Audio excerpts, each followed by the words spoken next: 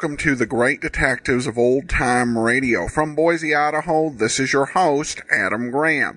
If you have a comment, email it to us, box13@greatdetectives.net. Follow us on Twitter at Radio Detectives and become one of our friends on Facebook, facebook.com/Radio Detectives. I want to start by thanking John so much for his support. He just became one of our Patreon supporters at the Shamus level. Thanks so much for your support, John, at patreon.greatdetectives.net. And, of course, our focus on sponsorship for the Runs for Heaven's Gate continues. I'll be doing 4 half marathons. I talked in detail about why on Monday. If you'd be interested in supporting my efforts to help HIV/AIDS orphans in India, go to heavensgate.greatdetectives.net. But now it's time for today's episode of Boston Blackie. The title is Blood on Boston Blackie's Sleeve from September the 20th of 1945.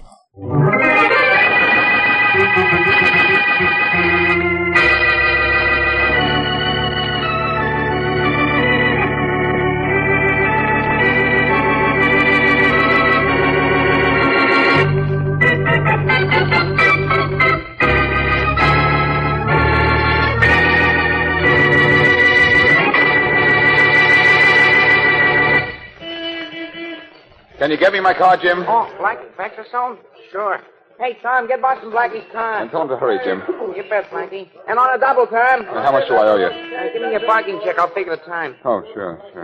What you nervous about, Blackie? In a hurry, that's all. Here's the check. Thanks. Gotta stamp the time out before I can figure out what you owe me. There we are. How much do I owe you? In at 7:45 and out at 8:12. That would be 50 cents. Hey, you keep the check. All right, here you are. Oh, sorry, I didn't mean to drop it. Hey, Blackie, you sure are nervous. What's the matter? Nothing. Hey, what's that on your sleeve? My sleeve? Yeah, that's the red stuff down there by the sleeve buttons. Oh. Blackie, that looks like blood. What is that? That, Jim, is none of your business.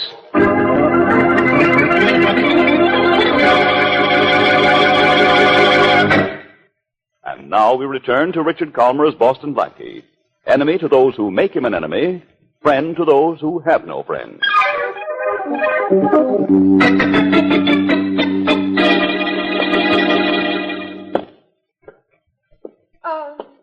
Just a minute, please. Yes?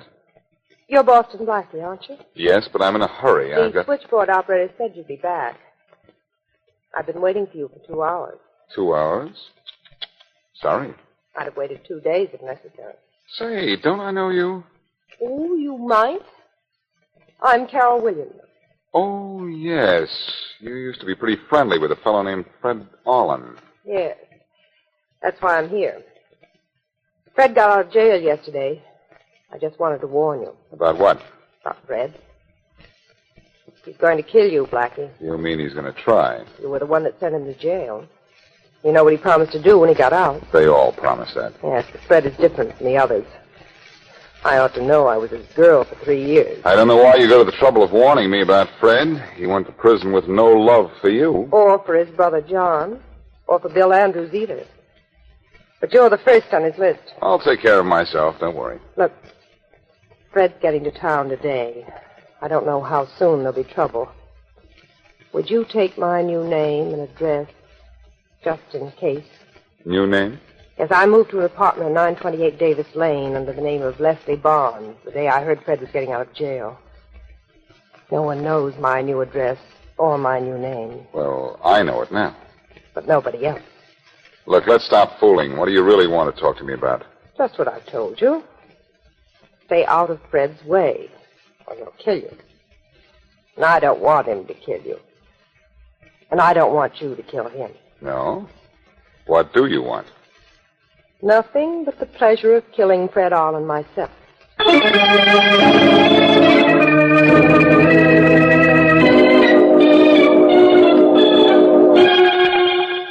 All right.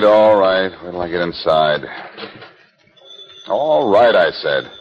Either rings when I'm coming in or going out or taking a shower. Okay, don't overdo it. Hello?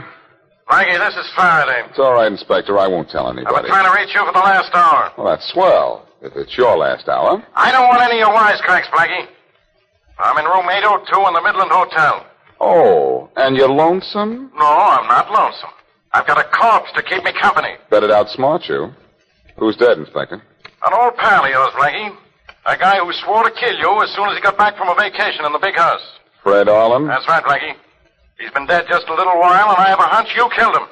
You're hunch drunk as usual, Faraday. I didn't murder Arlen. Anybody I can murder for you today? I don't say it was murder, Blackie. It was probably self-defense. But everybody in town knows Arlen was out to get you. Were you at the Midland Hotel a little while ago? Well, when you ask me, that means you don't know, so why don't you try to find out? So long, Inspector. Blackie, you listen. Yes? Suzanne.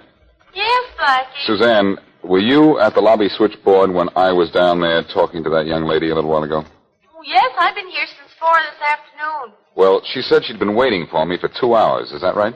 Oh, no, Blackie. She came in about 5 minutes before you did.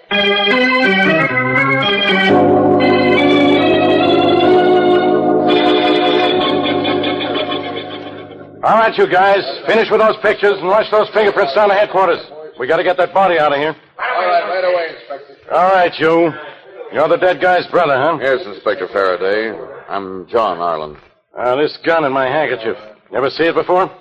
No, I don't think so. Got any idea who killed your brother? No, but I'd like to shake his hand. What do you mean by a crack like that? Figure it out.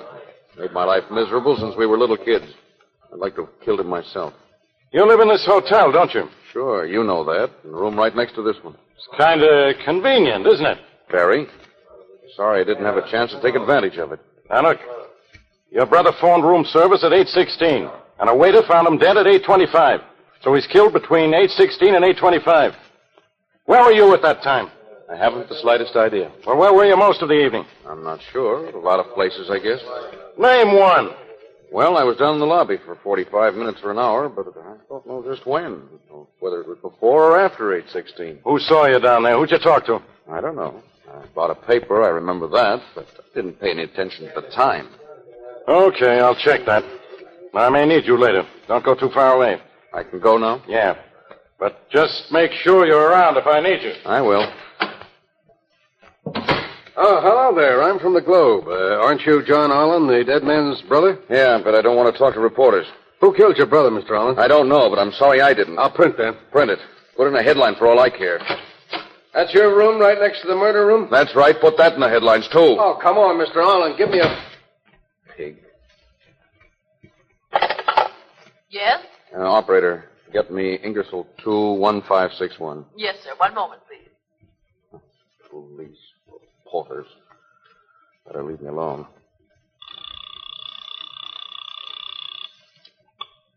Hello? Bill Andrews? Yes. Bill, this is John Arlen. Oh, yes. Fred's been killed. Yes, I know. I want to talk to you. I'd like to talk to you, too. Oh, your house isn't safe. The cops will be after you. You can't come here. I can meet you in my car. Your car? You can drive a car? I can't walk, but I have special braces for driving. I'll meet you at the corner of Oak and Brewster Streets. We can talk in my car. Okay. What do the police know so far? Do they know much about us? Doesn't everybody? I think we'd better frame our alibis together. I'll see you at the corner of Oak and Brewster.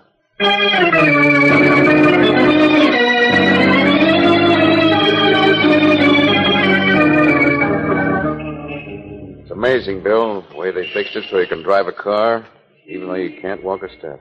The leg braces aren't comfortable, John, but after 2 years, it's worth anything to get out of that wheelchair once in a while. Oh, someday they'll give you braces you can walk with. I hope so. But, about Fred. I told the cops I was sorry I didn't get to kill him. When they come to me, I'd like to tell them the same thing. You might as well. You have as good a reason as I do. Maybe better. But I don't dare tell them that. Look, Bill, I was in the hotel when Fred was killed. You've got to give me an alibi. Oh, that's fine. Only I was in the hotel when it happened, too. You were? Did you kill him? I think, we'd better frame an alibi for the two of us. What do you say we frame one for the three of us? Huh? Who are you? What are you doing back there? Sitting on the floor. It's very uncomfortable, too. Who are you and where did you come from? I came from your garage, Andrews. I was on my way to visit you, and I saw you wheeling yourself out to your car, so I thought I'd ride back here. Who are you? Boston Blackie, John. Another one of your brother Fred's pet peeves, remember? Remember? You're the guy he promised to kill within 24 hours after he got out of jail. Yes, but that's one worry I don't have any longer. Then you're in this as much as we are. That's why I suggested a moment ago that we frame an alibi for the three of us. Or perhaps I should have said for the four of us. 4 of us. Carol Williams is involved in Fred's death, too. In fact, she mentioned both your names to me. Bill and I were at the hotel when Fred was killed. Were you and Carol there? Not together. I was there, I know. And I have a hunch she was there, too. She lied about having waited for me in my apartment building for 2 hours. Carol hated Fred as much as I did. She could have killed him. Why did you hate him, Bill? I was his business partner in the better days. When he went crooked, he involved me. I spent a few years in prison myself. That's not going to sound so good when Faraday hears it. Oh, I'd have killed him on general principles. But I didn't have any better reason than the rest of you. No better reason, only a better alibi. You can't walk. Now, look, only one of us killed him. Do you want to take credit, John? I've got troubles enough. What about you? I was in the hotel earlier tonight. Does that answer your question? We were all in the hotel.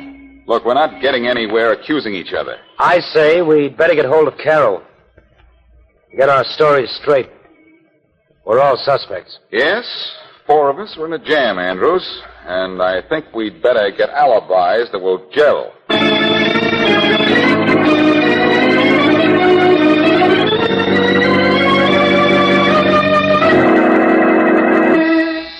Coming. Morning, Blackie. Oh, hi, Jim. What'd I do, leave something in my car last night? No, I want to talk to you, Blackie. Oh, sure, come in. Thanks. What's the trouble? No trouble. Well, you wanted to talk to me. What about? Remember when you took your car out of my garage last night? There was something on your sleeve. So? So, I read in the papers today how Fred Arlen was found shot to death in his room at the Midland Hotel. There was blood on your sleeve last night, Blackie. And when a guy gets shot, he bleeds. So? So, you could have killed Fred Arlen. I could tell the police about what I saw on your sleeve last night. Yes? Yeah. But for dough, I could forget all about it. I'll take $50 on account. It's $50, or do I go to the cops? Now look, Blackie, it's... Hey, now wait. Now look, don't get sore. Now, look now, Blackie, I didn't mean anything. Honest, I didn't. Blackie, what are you going to do? Blackie, what are you going to do? What can I do, Jim? Except pay you the $50.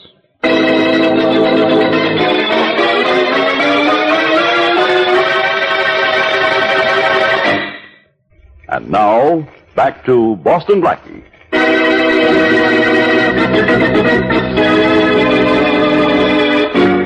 4 people could have murdered Fred Arlen. 4 people had a good reason to wish him dead. These same 4 people might have been in the hotel at the time Fred Arlen was killed.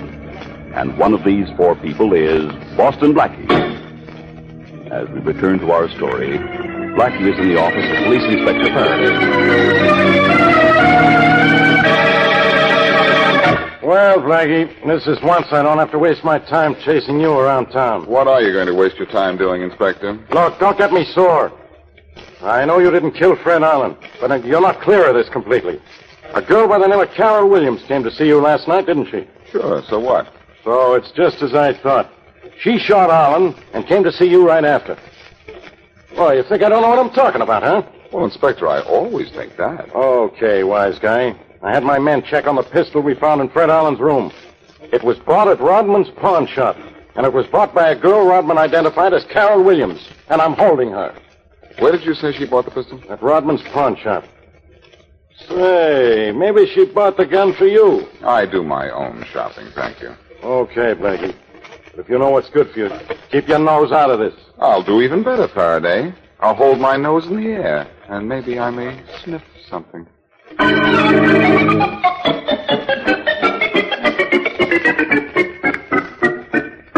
Are you Rodman? Yeah. I'd like to ask you a couple of questions. Now, look, are you a cop? What does it matter? Well, it matters a lot. I don't like cops. They interfere with my business, and I don't like cops' questions. They get me all mixed up. Will it help if I tell you I'm Boston Blackie? Will it help? Oh, look, Blackie, what do you want? The store's yours? Well, I don't want your store, thanks. Just a little information. Did you identify the girl who bought the gun that killed Fred Allen? Well, I hated to, Blackie, but, well, yes, I did. But there's something I didn't tell the police. Oh? Right after this Williams girl left my shop, a fellow walked in and asked me what she bought. So I told him she had bought a pistol. He, walked in here? Well, yeah, of course he walked in. That's a natural way for a man to come in here, ain't it? Yes, Rodman, it is. And it makes the identity of Fred Allen's killer natural, too.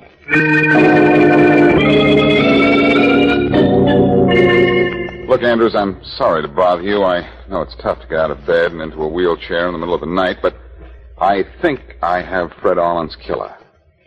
It's John Allen. John killed his own brother, Blackie? Carol bought the murder gun, but a man followed her into the Rodman pawn shop. This man walked into the shop. That means it wasn't you. Oh, it was John, all right. Well? Well, sometime later on, John stole the gun from Carol's apartment and killed his brother with it. It's that simple. Well, What is that I smell? Smoke? Say, I think you're right. It is smoke. Maybe we'd better investigate. I can't move this wheelchair of mine too fast. All right, I'll have it. Say, there it is, Andrews. The smoke's coming from under the door. Good heavens, the only exit from this room is blocked. Except for the window, and I'm getting out of there. Hey, Blackie, wait, help me. Sorry, pal. There's one thing I can't stand. It's fire. I'm getting out of here. Oh, wait for me. I'm getting out with you. Okay, Andrews. Thanks. Thanks for what? You've just taken half a dozen very healthy steps. I thought you couldn't walk. The fire, Blackie, that's... There isn't any fire. The smoke's coming from some newspapers. I set on fire before I came in. So you can walk, Andrews, eh? All right, I can walk. So what? For 2 years, you've been confined to a wheelchair, supposedly paralyzed from the waist down. Did you plan on killing Fred Allen that long ago? I didn't kill Fred. You can't prove that I did. Maybe not, Andrews, but I certainly am going to try.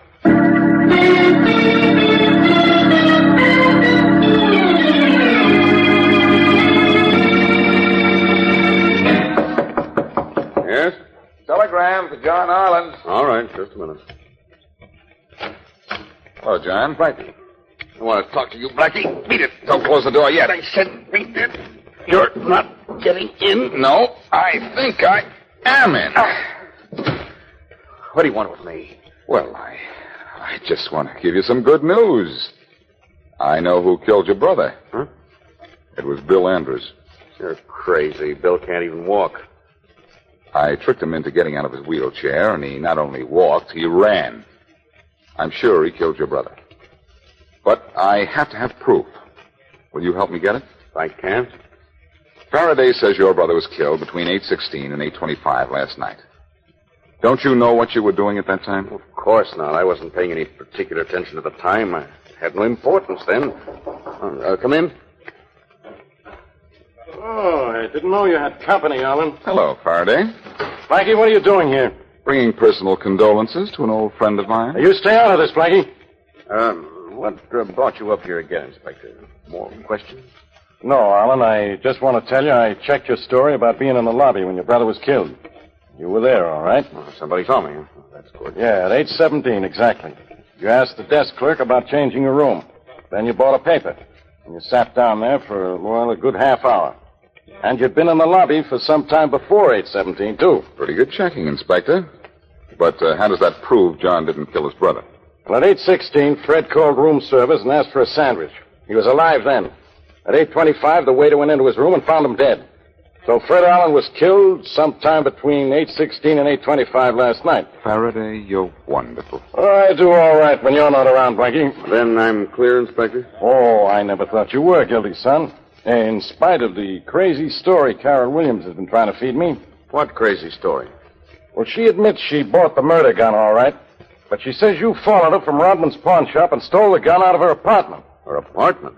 I've never seen it. In fact, I've never been on Davis Lane in all my life. Ah, never mind, son. I know you're in the clear. You can come and go as you please now. Well, thank you. Well, John, now that you're cleared, you have only one thing to worry about. Yeah, Blackie? What? Faraday thinks you're innocent. And Faraday invariably bats 1,000% wrong.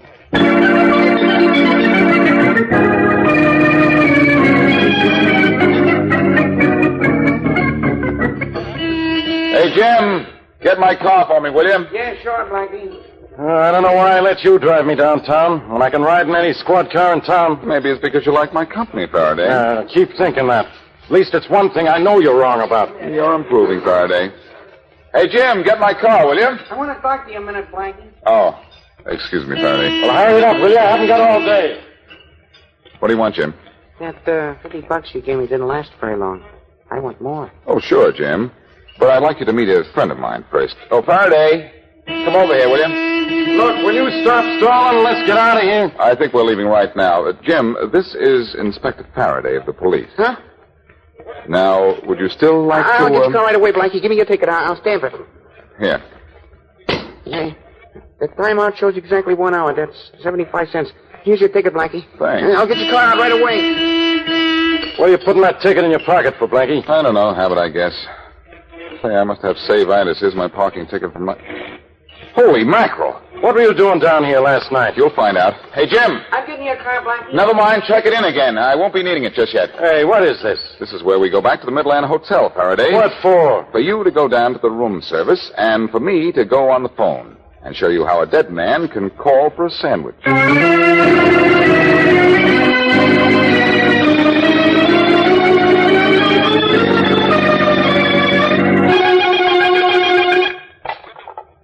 Yes? Give me a room service, please. Yes, sir. Room service. Is Inspector Faraday down there? Oh, yes, he is. He's right here by the phone. Put him on, will you? Yes, here he is. Hello. This is room 802. I'd like you to send up a roast beef sandwich and a glass of milk, please. Look, Blackie, will you quit playing games? I'm not playing games, Faraday. I'm serious. You say Fred Allen was killed sometime after 8:16 last night. Because at 8:16, he called room service for a sandwich. Now, is that much right? Yeah, that's right. Can a dead man make a telephone call? No, but somebody else can fake it. You think I'm in room 802, don't you? Oh, aren't you? No. I'm in a booth in the lobby using the house phone. Maybe using the same phone that John used at 8:16 to call room service after he'd killed his brother. Very clever, Blackie. Except for one little point. You have no way of knowing Fred Allen was dead before 8:16. Nice point, Faraday. But I do know Fred was dead before 8:16. The parking ticket I got last night when he was killed shows I took my car out of the garage at 8:12. So what? So I'd just come from Fred Allen's room, and he was dead. And it's a good 5 minutes walk from here to that garage. I thought I'd find you were mixed up in this. I'm not the one that's mixed up. You fell for John's story about being down here in the lobby just the way he wanted you to fall for it. I bet Fred was dead, well, a good half hour before John established his alibi. Yeah, but what about the gun? It belongs to the girl. She told you the truth, Faraday. Didn't she say she'd just moved to an apartment on Davis Lane under an assumed name so Fred Allen couldn't find her? Yeah, so what? Remember when John denied he'd stolen the gun from her? He said he'd never been on Davis Lane in his life? Well, that's right, Blackie. He did. That's so right, Inspector. It proves he did steal her gun. Unless he followed her, he couldn't have known where she lived, and I've just proved how he could have been down here in the lobby after his brother was dead and built himself an alibi. Blackie, I think you're right. You think I'm right? Sure, it's as simple as the alphabet. Now. But it wasn't simple when I started. There were 3 suspects. Carol Williams, John Allen, and Bill Andrews, a cripple who could walk. So how did he fit into this? He didn't. He hated Fred Allen, sure, but Faraday, you can get him on another charge. He was temporarily paralyzed after an accident 2 years ago and has been posing as a cripple ever since to collect a lot of heavy accident insurance compensation. Well, that's not my department, but I'll see that it's investigated. All I'm interested in is this guy, John Allen. I'm going to grab him, but quick. You better be quick, Faraday. He outsmarted you once. But remember, I've got the goods on him this time. Sure you have, but remember, you've got the goods on him only because I supplied the material.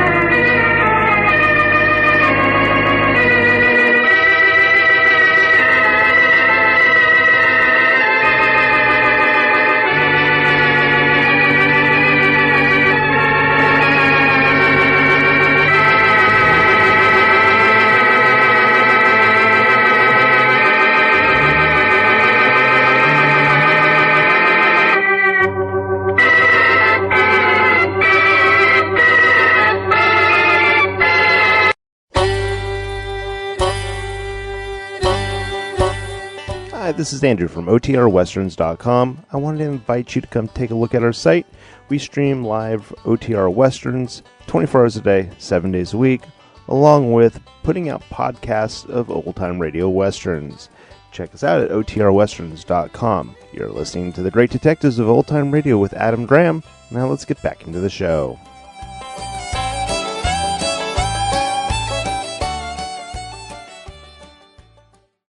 Welcome back. Well, once again, Boston Blackie's a little smug with the solution, communicating it to Faraday, but since you're dealing with Faraday and we've heard him so many times accuse Boston Blackie of murder, it's hard for me to blame him for rubbing it in just a little bit. Well, now we turn to our listener comments, and we start with an email, or actually I should say a Facebook comment, from Lawrence regarding Boston Blackie. He says, I am not a fan of the Boston Blackies. Most of the episodes are pretty much the same. Blackie gets framed in some way, and Faraday is always after him in some way or the other. This premise gets old fast. Okay, thanks for your comment, Lawrence. And I also received an email from Michael, who owns an Irish pub. And he writes... I'd like to begin by thanking you so much for compiling, researching, and disseminating these amazing old-time radio shows. You have a huge fan in me. And he says, we have a small theater in the back of the pub that we use for comedy, jazz, small cleric bands, movies, etc.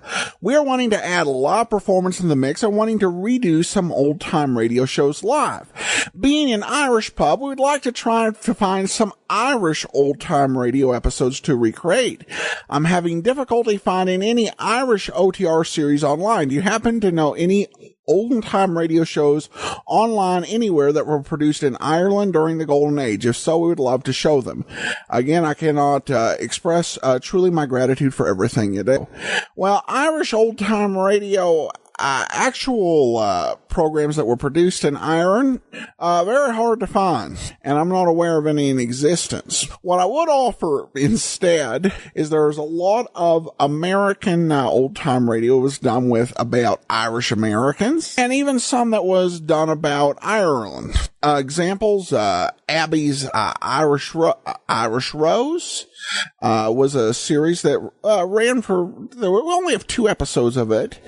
And of course, The Life of Riley features a lot of Irish American characters. It's actually one of my favorite programs. And a lot of anthology programs did Irish-related stories, like O'Halloran's Luck, on the Hallmark Playhouse, and Kitty Foyle on Studio One. And also, you can check through anthology series such as The Family Theater, but stuff that's actually from Ireland, that's a challenge. The only series that I've heard of, and I'm certain it wasn't the only one, but it's the only one I heard of, was a Saints series, but none of the episodes are actually in circulation. If anyone out there has any information on available Irish radio dramas from the Golden Age, send me a comment, box13@greatdetectives.net. And if you would like to discuss something else besides Irish radio drama, you can also send an email there as well. Follow us on Twitter at Radio Detectives, and become one of our friends on Facebook, facebook.com/Radio Detectives. Well, that will do it for today. Join us back here tomorrow for yours truly, Johnny Dollar. And next Thursday, be sure and listen for Boston Blackie. In the meantime, send your comments to box13@greatdetectives.net. Follow us on Twitter at Radio Detectives.